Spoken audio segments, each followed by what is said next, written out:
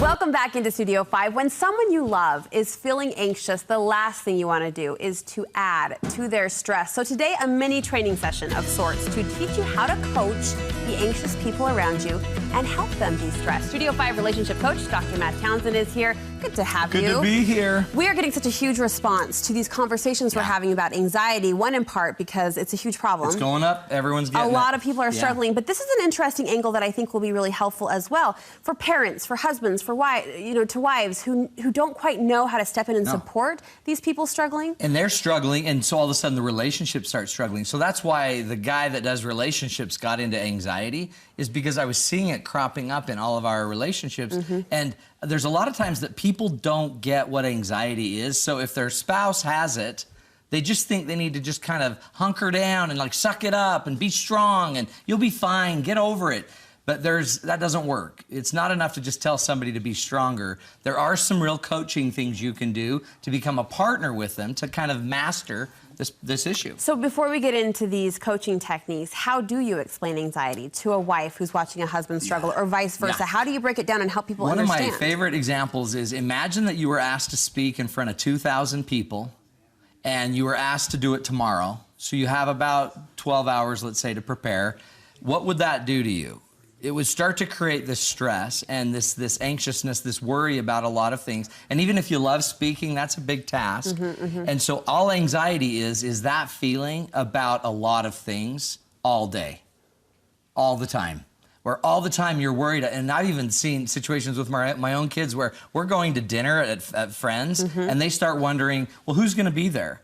So like, what 12-year-old cares who's gonna be at a party with friends except one that has a little bit of anxiety? So they start worrying about it. Do you find couple to couple, let's go there, spouse to spouse, a lot of adults even assume anxiety is a weakness of sorts? Yeah, we tend to think of it as a weakness when in reality, one of the big things I'm doing and trying to get out there is it's actually a strength. So we've evolved, some of us, to be a little more anxious in order to protect everybody else. So 20% of the population are what are called high sensitives, and they end up being the early warning detector for the rest of the herd.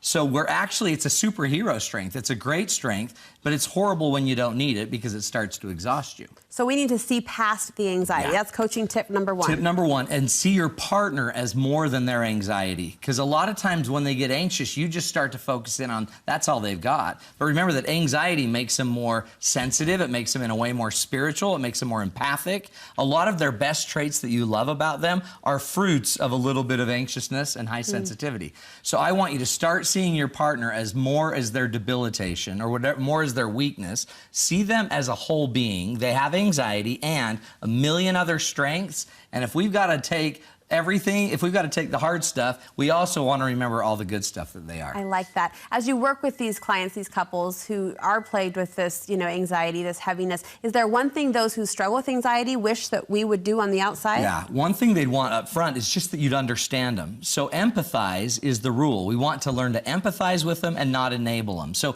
I don't want, because my wife has anxiety, to enable her to not have to go to any more parties.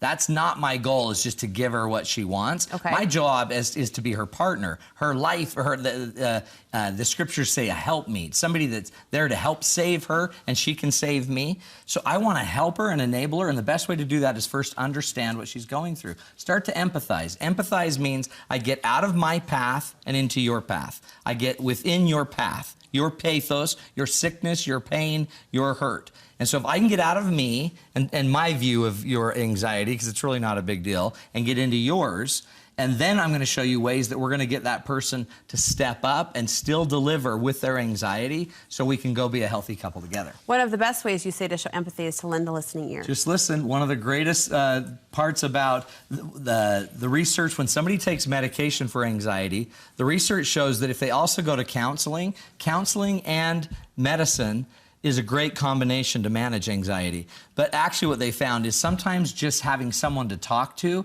is even better than medicine and counseling. Interesting. So if you could be the listening ear for your partner, which means I'm not here to correct you, I'm not here to fix it. Sometimes I'm just gonna give you a space to talk.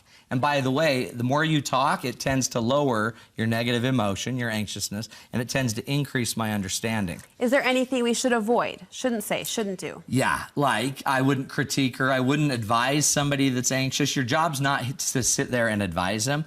Another thing I wouldn't do is I wouldn't stress.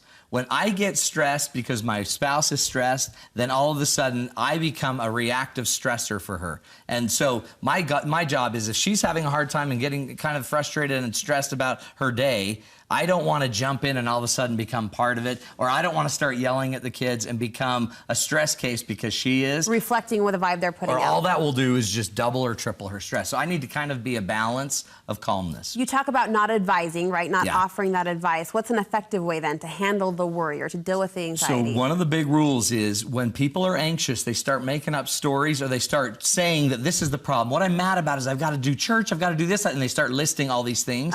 And then you start fixing the things. Like, well, don't go to church, or don't do that, or tell the kids to clean their own room. None of that's the real issue. When somebody has anxiety, there's only one problem they need to deal with, which is their anxiety. So the best thing anybody out there in listener land can do is start to focus on the fact that, honey, your worry's kicking in. How do you want to handle your worry right now? It's your worry that we need to worry about. So I use worry instead of anxiety. And it'd be better that we deal with the anxiety than every other 1,000 things that they've got to deal with. Time out. Why do you use worry instead of anxiety? I hate the word anxiety. It's very clinical. It sounds like something a medical doctor would call it. And when I feel anxious, I wouldn't call it anxious. I feel worried. I'm nervous. I'm stressed. So I've noticed that if I reflect it to my kids, that it seems like you're worried. Or your worry is kicking in. How do you want to handle that? It seems more approachable that way, for sure. It totally is. And then what's fun is then all they have to do is handle their worry. And once I've already told them and we're on the same page and I'm kind of coaching them, that's what's great about my kids is they know I'm going to coach them on their anxiety or their worry. Once they know we're talking worry, then there's really only one thing to fix, which is the worry. And then there's about 50 different techniques. I'm writing a book on it. It'll take a while. We can't wait. But 50 techniques to actually lower the worry in the moment. We'll wait for that book. In the meantime, we can always go to your website, right? Go to the website, matttownsend.com, and we have a great class, online program there all about how to be anxious and engaged. A lot of times when we're anxious, we disengage. So if you're going to be anxious, well, you still need to be engaged. I think this is an inspired topic for you because it's helping so many people. We see that reflected on our social media